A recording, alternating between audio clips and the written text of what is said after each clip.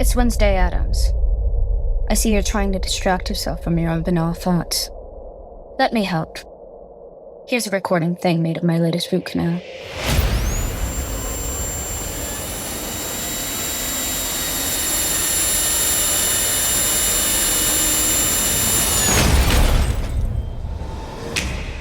Wednesday, Season 2, begins August 6th, only on Netflix. Still getting around to that fix on your car? You got this. On eBay, you'll find millions of parts, guaranteed to fit. Doesn't matter if it's a major engine repair or your first time swapping your windshield wipers. eBay has that part you need, ready to click perfectly into place. For changes big and small. Loud or quiet. Find all the parts you need at prices you'll love. Guaranteed to fit every time. But you already know that. eBay. Things, people, love. Eligible items only. Exclusions apply. All right, so guys, I just sent an email to Max, the chimney sweep, where I live, and Max is going to come and fix my chimney. He's going to make it so I can do all kinds of cool, warm things this summer with my fireplace. And I got an email back immediately from Max, and it said, "Thanks. Can you do me a favor?" It was a weird email, so I wrote back, "Sure." And he wrote back, "Can you send me an iTunes gift card?" So I called him and I was like, "Max, did you just ask me for an iTunes card?" And he said, No. You're the fifth person to call me. I got hacked. And what happened, Travis, was his email address was a Comcast email, but the reply came from the same email address, but a Hotmail email. So it sounds like he got into his Comcast email address and just started forwarding that to the Hotmail address. Yep. So what did he say? Well, when I said my usual thing, I was like, well, I told Max to call the police, and I told my friend at the Secret Service because I really don't like when my private information is being accessed by someone like you. But here's the deal. I'll make it all go away for $250 in your pocket if you appear on our podcast about people like you. We've had that before where they never respond other than telling you they want $30. Did you offer to pay it in iTunes gift cards? I said what I said, and he wrote back, "Your father." What does your father have to do with this? That's what I wanted to know. So I said, "What?" And he wrote back, "Give it to your father." And I said, I couldn't help it. I wrote back to him and I said, I tried to give it to my father, but he was busy with your mother. Oh! Approved. So anyway, we didn't get him. I think, we know scams are everywhere. But one thing I had never really thought about is that reality TV is sort of a scam. Did you ever think that before? Reality TV a scam? How's it? Come on. It's reality TV. It's real, baby. Oh, you don't believe that for a second, Adam. You mean to tell me the Kardashians aren't really just saying and doing that stuff because it comes to them naturally? Travis, what do you think? I think it's entirely staged. Yeah, it's definitely a scam. All of it? Most. I have a friend of mine who's worked on a bunch of reality TV shows, and he's definitely confirmed that it's staged, it's edited, it's manipulated to bring about a completely different story, or even to create a story where there might not have been one originally. Wait, you mean all those romances that the Kardashians are having, they're not real? Well, that's true. We had 72-hour marriages, so I guess maybe it's not exactly real. You didn't think it was real for a second. But, I think people just, I don't know, from my point of view, if people want to believe it's real, or from what I always thought was it made people feel sort of better about their own lives. They're like, well, at least I'm not Snooki. Is that a person? Snooki, yes, Jersey Shore. Yeah. Sort of. Yeah, I'm sorry, Snooki. I have no idea who you are. I just know that that's a name associated with reality. Snooki is a big deal, not just for those of us in New Jersey, but across the country. So I guess some of them are written, manufactured. Maybe all of them are written and manufactured, or the producers are definitely, they have a story they want to tell, or they're like, hey, it would be really funny is if we tell so-and-so that so-and-so, couldn't get there because his father was busy with his mother or whatever. Yeah. But that is if you think about it, good storytelling is at the very heart of a scam. Oh no, totally. These con artists, they are They are raconteurs to the nth degree. What is a raconteur exactly, Adam? A storyteller. Thought it was like a French raccoon. That's right. So the other thing is, fear, right? Primal instincts. This is something that scammers really go for. And as I understand it, reality TV producers are kind of pushing all those primal instinct buttons too. Oh, no, totally. Love, hate, anger, throwing things at each other, smashing plates, ratting each other out. I love it. It's a passion. I have your password. I have your boyfriend. Got your nose. I want your gift cards. Send them to me now. If you want your boyfriend back, you will send me an iTunes gift card. My understanding is that there are all the people on these shows aren't necessarily the most upstanding citizens on Earth. Well, there are certain, shall we say, allegations, some of which have been proven. Has anyone gone to jail, or is it just not that kind of thing? Wait, let's not give anything away. That's what we're going to talk about on today's show. Welcome to What the Hack, a show about hackers, scammers, and the people they go after. I'm Adam, the voice of cyber reason. I'm Beau, the voice of cyber chaos, unreason, and stupidity. And I'm Travis, the cyber voice of impending doom. And on today's show, who are we talking to, Adam? We have Caitlin Brodnick of ScamWow, and she's got some very interesting things to talk about.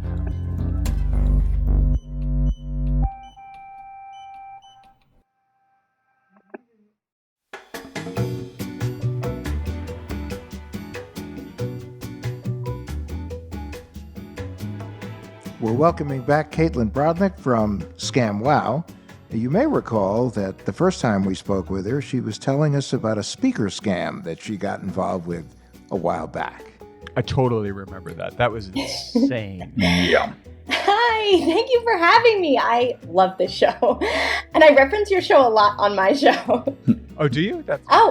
Constantly. I'm always talking about you guys, and I'm saying they've covered it really well. If you want to go over background checks, you want to go over everything.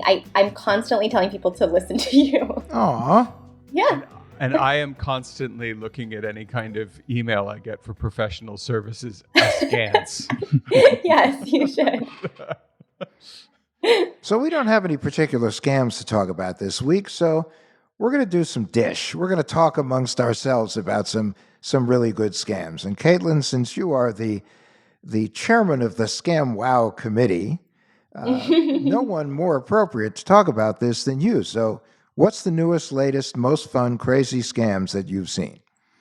I'm honored. I'm so honored for this position because what's interesting too, with ScamWow, we do have a community where people are emailing us constantly. I can pull up my email and show you all of the recent scams that people are giving me daily that they're coming across, which is so exciting. But I also have the most recent scam involving the Real Housewives, which are sort of interesting. These scams, everyone talks about the Real Housewives scams from the angle of the person who's scammed. So the housewife, she's so rich, she's so opulent. Let's look at her from all the stuff. How did she created basically a fraudulent world to get on a show. It happens with every single time a Real Housewife creates a scam. And there's lots of Real Housewives that also happen to be scammers. So it's a pattern we see. Okay, wait. You got to slow down. And I'll tell you why. Because and you're going to freak out about this, Caitlin, I've never watched the show. That's okay. Wait. But this is freaking me out. So, Adam, you've watched the show. I think I've seen little snippets of Real Housewives of New York and Beverly Hills. And Travis, how about you? Did they have a Real Housewives of Star Trek or Star Wars? Oh, come on. Although, admittedly, I would totally watch that if that was a show. So what is I don't understand the scam thing though, Adam. Do you are housewives Are these fraudulent? They're not even married, or what's the deal? No. Okay, I will back up. So housewives are shady bitches usually. So Caitlin, don't sugarcoat it. Whatever you I do, won't. You know don't what? I sugarcoat it. won't. They're doing so well. They're fine. And they have been called so many worse other things. Like, I actually think they're fascinating. And I love their rise and demise. And I think all of it is interesting. But they are bizarre women who are very opulent. They have usually a lot of money. At one point in their life, they had or have not been married. That is not actually a qualification.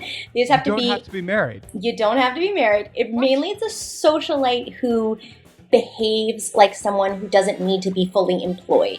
And that's sort of the concept of like the Stepford wife, like the woman who can go around exercising and arranging her potted plants if she feels like it, but has enough money to not do anything. Okay, so And- you're talking about like you have like these could be like just a trust fund brat then. Almost, but like connected, yes, but connected with a celebrity element to it, with that they have a billion followers, that their parents are super rich, and that's how they're a trust fund, that their parents were famous, that they married into a famous family. There's something about the connection with Hollywood as well. Some are ex-actresses or still trying to act.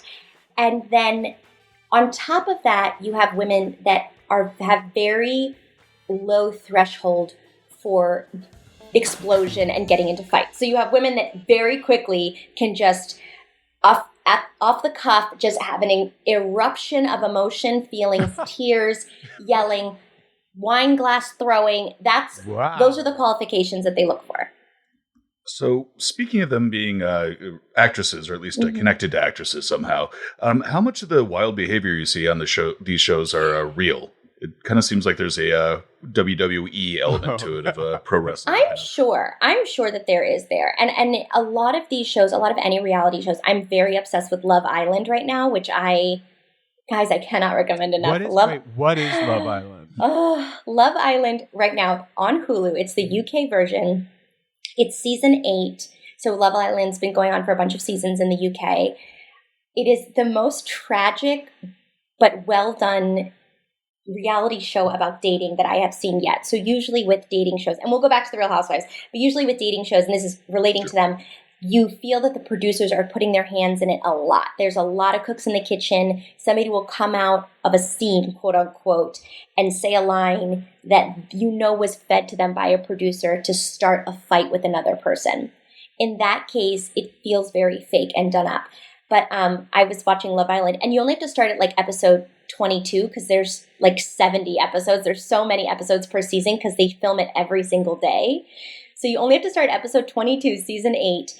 And these young adults are so genuine and kind and thoughtful with their feelings, and also just as ignorant and slutty and ridiculous as you want from your reality TV. But they're so sensitive. They communicate their feelings. I cannot recommend it enough. One guy leaves because he's too emotional and he feels that it's not healthy for his mental health. And so everybody has to address mental health on the show. It's so well done, and not at all like Real Housewives. Like, that's why Real Housewives is not that way. That sounds like a fourth wall broken Truman Show kind of nice. It's nice. But I mean, like Beau and I yeah. express our feelings to Travis on these shows often. So should. could we classify It as makes me Never deeply stop. uncomfortable every time. Never stop doing we that. could be pod husbands, the pod husbands of the U.S. You should. The Well- slightly not so desperate pod husbands of Yes. the ecosphere. Well, see, that's where you guys would be doing a great job, but that's what it feels like the Real Housewives don't do. I'm sorry, I was referencing Love Island as a really good example of how people are sharing their feelings in crazy situations.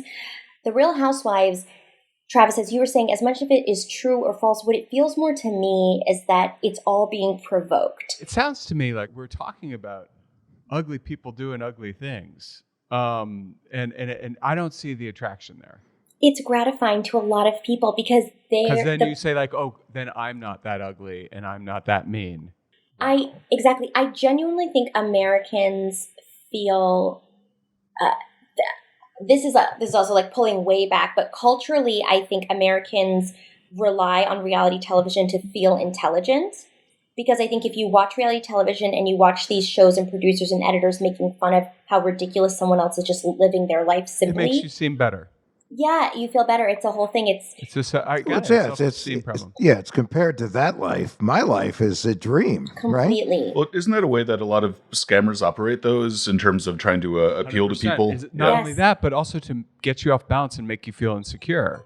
So you're ugly and your husband's cheating. Your fat husband's cheating on you. Mm-hmm. By the way, I have some fat husband cheating on you spray that will solve the problem. Yes. Only $30. But that's not even what they're scamming, guys. That's what's so crazy. That's what they're scamming on the show to appear relevant. And so they're constantly they're keeping up with the Joneses, they're keeping up the plastic surgery. So if one woman doesn't have wrinkles on her head, no one can have wrinkles on her head. So everyone's getting the plastic surgery.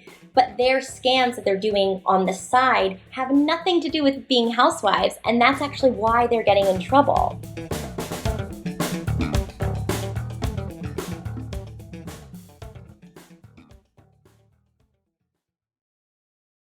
It's back to school season, and Clorox is donating 2 million disinfecting wipes to classrooms across America. Because back to school means things can get a little bit messy. Just ask second grade teacher Mr. Torres. Put me and just one Clorox wipe on a team? We can take on crayon smudges, sticky fingerprints on every surface, sneezes on the door handle, juice box explosion by the sink, snack crumbs, and don't even get me started on the bathroom passes. Clorox disinfecting wipes. Teacher's #1 wipe. Think about it. Bathroom passes. Clean feels good. Based on unit sales data.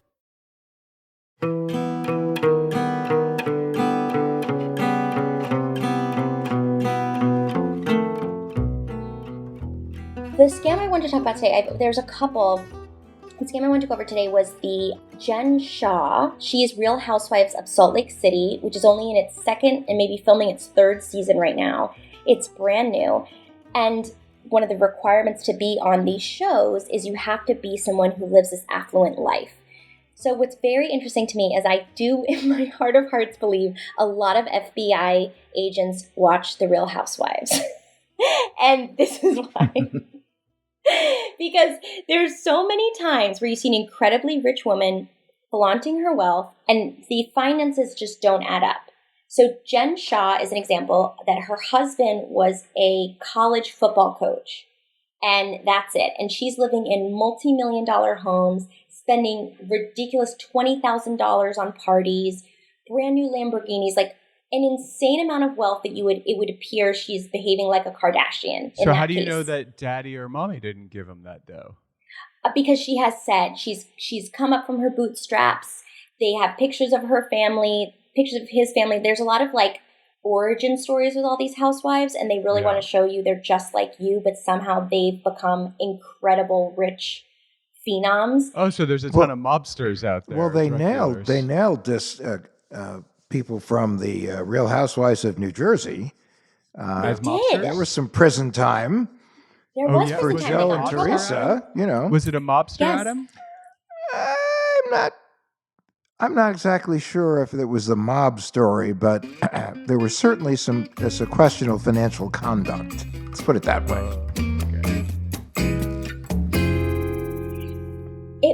It was the same sort of like hubris that a lot of these ridiculously rich, out of touch people have, that they believe that just them and them alone don't have to pay taxes. There's this concept at a certain wealth bracket that I've noticed, or that combined with the Republican side, that it's not fair. Why me? I've made so much money. I want to keep it all. Why should I give back to a community that has basically served me until now?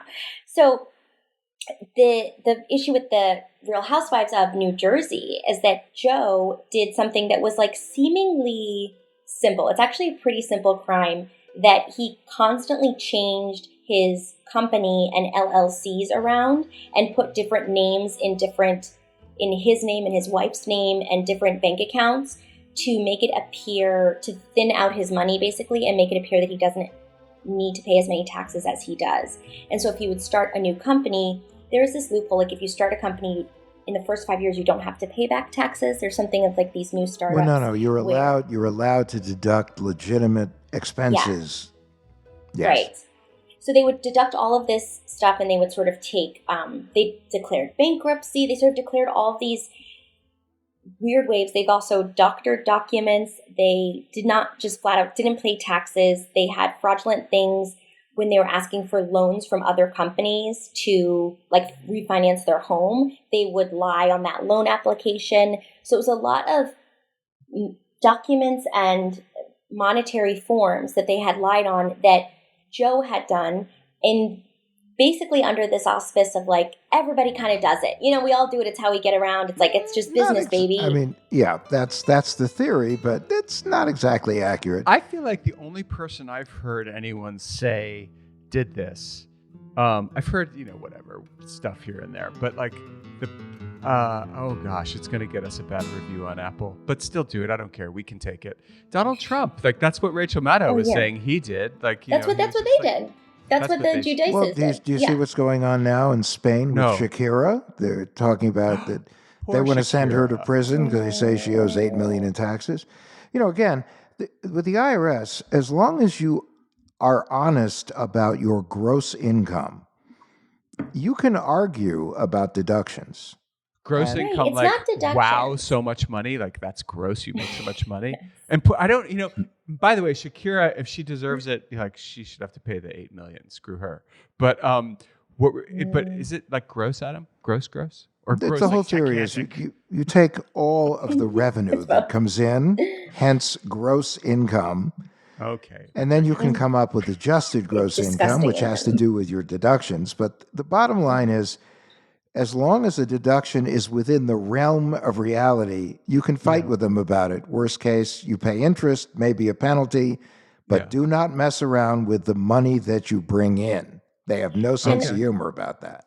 All right. And also, don't make fake companies, because that's also what Joe did. He made a bunch of fake companies. What kind of fake companies? Like, were they like, was it a mousetrap company? No, I wish. It was like I want to say he would open something in his wife's name, or he'd say, now we're doing this. Like they would create these random companies and put other people in their family as owners of the company, which was Travis a way to does move. that all the time. Travis has like 18 shell companies that he just sells nothing through. Yeah. My secret's out. Yeah. I want to be a part of it. Recording this in the Grand Caymans. Travis is the most popular man in the Cayman Islands, too, we know. That's the key. Offshore bank accounts, guys. So they got caught, and they did serve prison time. They each served it. And Teresa said throughout the time that she did not realize what she was signing, and she just signed it as being like a good wife and doing what her husband said. Now, the argument is that she was benefiting from all of this and was showcasing her incredibly lavish lifestyle, weekly on a show about her personal life and how much money the guy was like a contractor. It wasn't, they should not be making, it didn't seem like stereotypically like they would be making as much money as they did. And so she very clearly benefited from it. Well, but then again, there is also, just for our listeners, there's also something known as the innocent spouse rule, which if you are an innocent spouse, you are most likely off the hook. But anyway, we digress. So you were telling us about another version of Desperate Housewives and another scam. Yes, so that was from the tax evasion.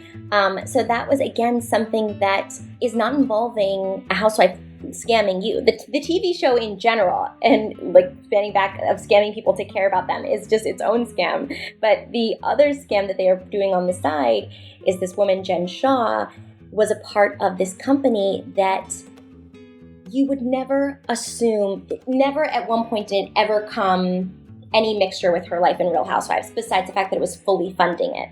And so what she was doing, and she had done this for a very long time in multiple different companies, they would work with a telemarketing company, a scam company. They would do cold calls, they would do scam calls, but then also they would offer services like website development and business development and all of these things that had monthly occurring fees, set up people for that, and then not ever give them those services, not ever deliver on that. And then when somebody would call to cancel their subscription or to get it off, they would have an entire team to send them around by cell phones and rigmarole, like did everything they could to make it incredibly complicated to cancel this service. And that was somebody that was an expert in that, and multiple experts on these floors that were doing it. And then they would also use and sort of prey on people that weren't the sharpest mentally or weren't the most savvy. And a lot of people were, at the time, seniors over 55 who most didn't even have a computer, but they were selling computer services. So, sorry, just to clarify here, were these like robocalls? Was this an actual, like, people actually calling and directly scamming? Yeah, I think it was. I think there could have been some robocalls involved, but the part that it's really they're getting in trouble for right now, it's not sort of just like a call center. I do think because they did hire people, and there were people on their downline, and there were employees in this company, multiple people. So what would happen is after they sort of made this connection with somebody who maybe is less than savvy when it comes to the program that they're selling, or even how to handle a scam caller or to be on a scam list, then the way she made her money is she would sell her lists of people and names and personal information to other scam companies and then make money on that. And then she would make money on what they would make. So she was on a line of then other scam companies. She was charged with conspiracy to commit wire fraud in connection with telemarketing and conspiracy to commit money laundering.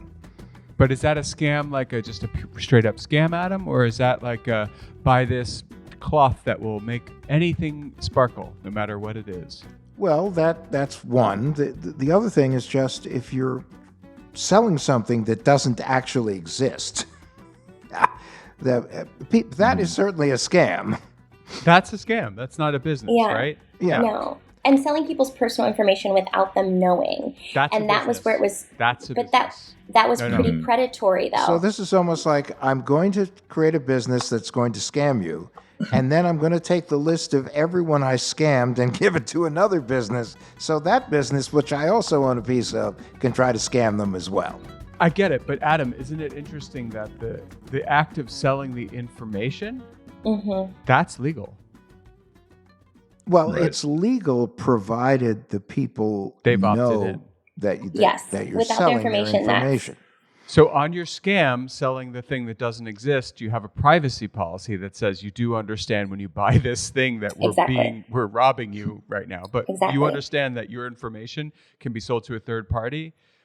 It's legal. And no one reads privacy policies. So. No one, because it's usually in 27th grade English and mouse print.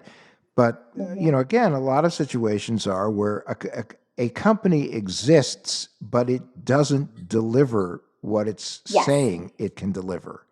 Bonkers. I think one question about how this is structured, though, is like, how far down does the scam go? Are the people doing the calls aware of the fact that they're participating in something really sketchy? Well, that's the thing. So what's really funny too is that Jen Shaw on her show, she has her assistant Stuart Smith. And the entire time on the show, she keeps saying, "You're my right-hand man. I can't do anything without you. You're my number one. You're my lead guy." And he pled guilty to this case. And she was pleading innocent until just recently. And so he was going to be called on her trial to go against her. And so she finally just came out and said that she is in fact guilty, because I do think there were a lot of people involved in this that took plea bargains or took that they had knowledge of it, that it wasn't truthful and wasn't fair. And they are working with, the authorities to get out of situations or help indict other people. Well, here's the actual wording from the U.S. Attorney, Audrey Strauss, and she said this in a press release. Jennifer Shaw, who portrays herself as a wealthy and successful business person, allegedly generated and sold lead lists of innocent individuals for other members of their scheme to repeatedly scam. In actual reality, and as alleged, the so-called business opportunities pushed on the victims and their co-conspirators were just fraudulent schemes motivated by greed to steal people's money. Now these defendants face criminal time. Scammers, straight up scammers. But so watching this show, Caitlin, could you I feel like you have really good radar. Could you get the sense that she was a little crooked? You guys, honestly, I got the sense that she needed to be medicated. And that's like a very rude thing to say. It's so rude to say. That before anything else, I was like, I don't know how this woman got her money. I don't know. Women get their money all kinds of ways. Men get their money all kinds of ways. You can be a perfectly wonderful, respectable person who dates lots of people and asks them for money and then has a bank account because of all your dates. I don't know. I don't know what people do. But it did seem that there was something off with her, that she was like, she was always about to snap or about to freak out. And looking at that now, if you're a part of like a decade-long scheme, this has been going on for 15 years. They've been investigating because she was a part of multiple companies that changed their names. At one point, she was one of the people that was on the calling floor, I believe. And then she just rose higher and higher in the ranks. So when you have been doing this for 15 years, you are going to be on an edge. There's going to be an edge to you. There's going to be a tension. I don't think the human brain and body can sustain that pressure for very long. But what a dumb to like be like, oh, I'm doing all this illegal stuff. I know. Let's go on television. That's what we can't figure out. Same with the Judices. Same with Rardy and Keese. Like, we can't figure out Erica Jane, her husband. It's a huge case. He took from all of his victims. He was a huge hiding Tom in plain Girardi. sight. You're hiding in plain sight. That's all you can figure. Well, there's also that association with self-aggrandizement. That a lot of scammers, I think a lot of the people who engage in that sort of activity are the ones who like just have to have that much of a sense of ego that they feel okay about taking things from people. They deserve it. Adam, send the squad to Travis.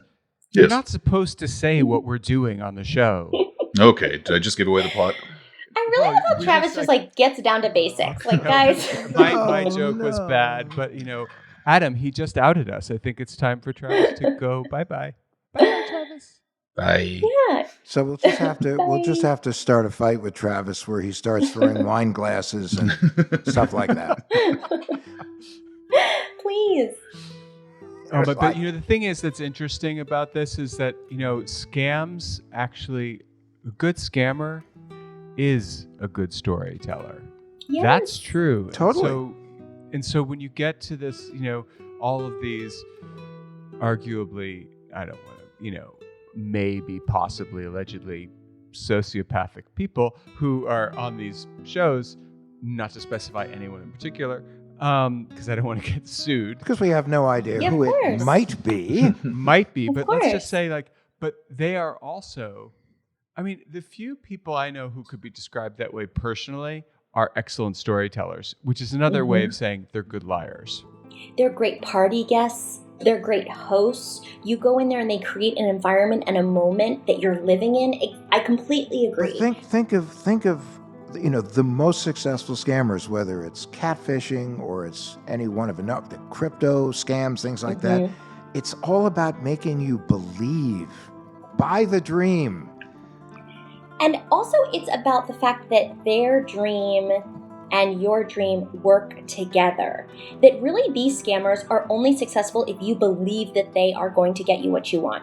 If you pay money for the service that they're offering, or if you pay into their facade that they're living, because in fact, you can't exist without scamming them.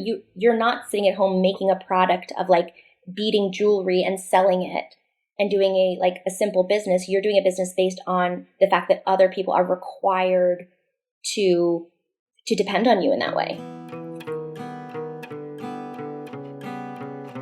So let's talk for a second, about something we can control. Because we can't control the plate flying across the room. We can't control the flatware flying. Or the desire to watch it. But we can be careful about getting scammed. And telemarketing is a great example. One of the things that I do when I get a phone call passively, when I'm answering the phone, is I never say the word yes. And I don't because of voice recognition programs. I never want to give my voice imprint to a scammer. So when I get a call I don't recognize, I answer the phone. Who is this? Because you can't use that. You can't use that, you can't use it to scam me in a voice identification scam. Adam, what's something that you do when you suspect you have a telemarketing scam happening to you? I hang up. As opposed to Beau, who likes to engage the telemarketing scammer and I then wanna try see to get what they're their phone doing. number and try to get them Yeah. on our I show. love that, Yeah. Beau. You should. I want to know what they say too. I always want to know what they say, and then I've asked, but it's sad, Caitlin. I got like the okay to offer one of these dudes $5,000 to be on the show because we thought it would be worth that much. Yeah, 'cause yeah. People would listen to the show forever. Thomas, our friend Yeah. Thomas, who All he wanted was his $30. that's it. Okay. Well, you know why? It's like anything more than 30 was dirty as far as he was Well, concerned. they have somebody else that they're working under. I don't believe any of these call centers, these call scammers are working alone. No. So they have to then justify that they gave that correct amount. So then they give it to their overhead and then the people under them. No, and because it's a dangerous world too. I mean, Totally. Reply All, the podcast Reply All went to India to actually track down one of these telemarketers, and their life was imperiled the whole time. Of course it was. That's what's the thing too is like the scammers are not great, and you don't want somebody stealing from you. But I don't think that many of these scammers have the same sort of the same caricature or the same idea that they're all like these snake people that were just born and they're awful people and they just want to go out to get you. Usually it's because they're in a situation, they can't afford health care, there's something happening to them and their family. It's a dire situation, and in case they must react this way. Also, a lot of companies are not paying very well. During COVID, a lot of companies shut down. Like, people are worried about feeding their families, and they turn to a big business that says, don't even worry about it. The Americans don't even notice it. Like, what's $20? It's fine. Like, everybody spends $20 at Starbucks. Like, they have it reasoned in their mind that their survival is based on doing this type of business. I don't know. I feel very sad for them. So I'm hearing like Adam sense here. Adam sense always is the best sense on these things. You just let it go to voicemail, Adam. That's it. That's the answer. That's what I do. Oftentimes, I let it go to, every so often, if it looks like a vaguely familiar number, or I say to myself, it's going to be another political call, but let's find out who this is. Yeah. And oftentimes it is of late a political call. Again, everyone's saying, I need 15 minutes of your time to tell you how I'm the greatest person that ever walked the planet, and you need to give me money. But generally, if I feel in some way that it's going to go in a direction I'm not interested in, I just let it go to voicemail. Oftentimes, they don't even leave a message. Yeah, no, that's true, because they want to get you in real time. And my sense is my scams. What am I getting these days? I'm not getting anything really good. Nobody's really. Well, Travis, we have to work on that for Beau, because we have to come up with something really good for him. Challenge accepted. Hey, Caitlin, this was great. Thank you so much for joining us. Coming back again. I had the best time. I love hanging out with you guys. I just adore it. Oh, well, we'll do more. And thank you for please. sharing real Housewife scams with us. Yes. Yes, 100%. Yeah. Next time we'll come over to your kitchen. Thank God. I love you guys. Thank you so much. Thank you. Bye. All right. Bye. Bye now. Take care.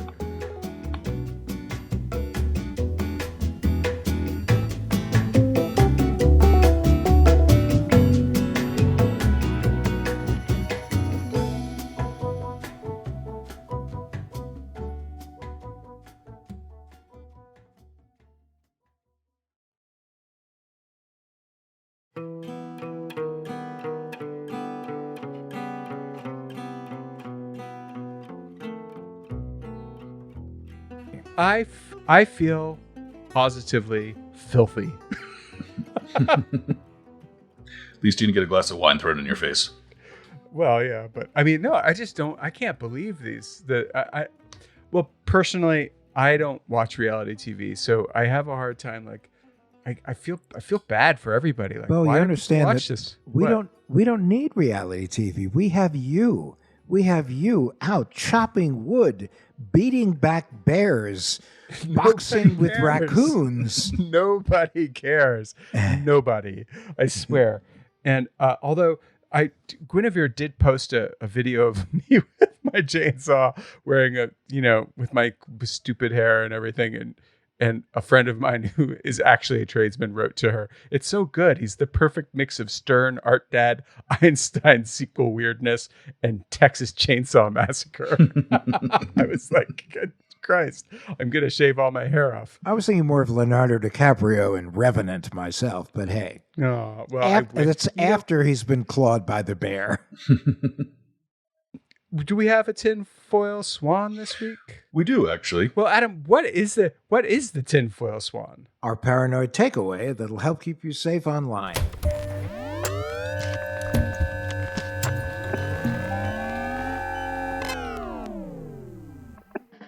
Well, we've spoken a lot about freezing your credit on the show, and I'm a lot less credit savvy, obviously, than Adam. And I think for a lot of people, freezing their credit sounds like a pretty daunting or overwhelming process. So I thought it might be helpful just to get a quick run through on exactly what you need to do to freeze your credit. The great news about freezing your credit, and Beau has been giving us all a tutorial on it, but the great thing about freezing your credit is it's free. It didn't used to be free. You used to have to pay 10 to freeze and 10 to thaw. The whole point of freezing your credit is that while your credit's frozen, nobody, including you, can get access to it. And this is a great way to stop people from trying to open up accounts using your information. New account fraud is a very, very big crime out there, and this will stop you. But you have to remember, when you have your credit frozen, you are going to have to unfreeze it when you go to do something like get a new phone account or set up a utility, all that stuff. It requires it. But it is very easy these days to unfreeze and freeze your credit accounts. You have to go to each of the 3 credit reporting agencies. They all have different little twists for how you do it, but in the end, it's pretty much the same. You confirm information that you're really you, and then you can put a freeze on your credit, which means no one, including you, can get access to it unless and until you use either a PIN or a passcode to thaw it. And remember, when you're unfreezing your credit, it's a good idea to ask which credit agency is being used, because you can just unfreeze that one. Most places that you're going, like if you're buying a new car, ask them, which one are you going to pull? They'll tell you, unfreeze that one. So when you're thawing your credit and trying to get a mortgage, can you do it from just one agency, or do you need to get it from multiple ones? No, if you're getting a mortgage, you have to thaw multiple credit reporting agencies. Mm-hmm. However, if you're getting any other kind of loan, just find out from the creditor what particular credit reporting agency that they're pulling the report from. That's the one that you thaw. Yep, and that's the tinfoil swan this week. Thank you for listening to What the Hack this week. We hope you enjoyed the show and maybe you learned something. Well, it'd be great if you could give us a rating and a review. Why? Well, in addition to making Adam very, very happy, it helps people find the show. What the Hack with Adam Levin is a production of Loud Tree Media. It's produced by Andrew Stephen, the man with 2 first names. You can find us online at loudtreemedia.com and on Instagram, Twitter, and Facebook at Adam K. Levin.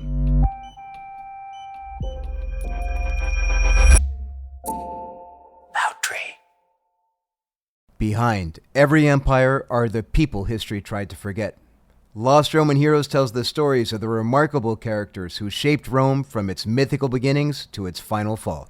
Each episode blends armchair storytelling, sharp historical insight, and a bit of humor to bring these lost figures to life. From generals to scientists, from rebels to empresses, from priests to politicians, these lost Roman heroes have one thing in common. They stood up for civilization when the bad guys threatened, and in doing so, they changed the course of human history.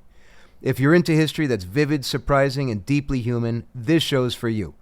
Behind every great meal is a person with a story to tell. Hear them on Culinary Characters Unlocked, the podcast that reveals the lives behind the food. Hosted by me, David Page, Emmy Award-winning journalist and creator of Diners, Drive-Ins, and Dives, as I talk with everyone from culinary legends to mom-and-pop standouts about the creativity, grit, and passion that shape the food we love. Follow Culinary Characters Unlocked on Apple Podcasts, Spotify, or wherever you get your podcasts.